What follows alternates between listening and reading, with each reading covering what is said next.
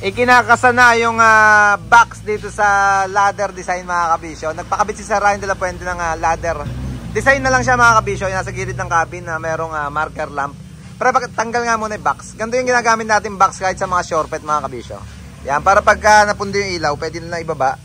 Tingnan mo pare.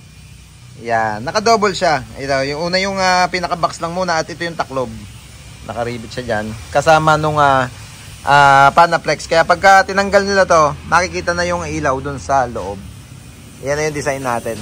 Yung isang box na ginamit natin dyan, yung light box. Original mga kabisyo. Original naman yan. Kaya lang, ang pagkakaiba nito, walang sticker to nung dumating mga kabisyo. Yung isa kasi original, meron siyang design na acrylic. Parang gawa ng Art Magic sa Japan. Yan, ito na rin yung light box nung isa. Ganyan lagi ginagawa namin box mga kabisyo kahit sa shortpet. Para pag napupundi ilaw, ginawa tayong magkalas ng yung pinakamukha niya sa harapan. Pag kinalas to, matatanggal na yan. Kasama tong Panaflex. May iwan yung pinaka naka-letter U na box. Kulay pulang marker lamp na LED ang ginamit natin dyan.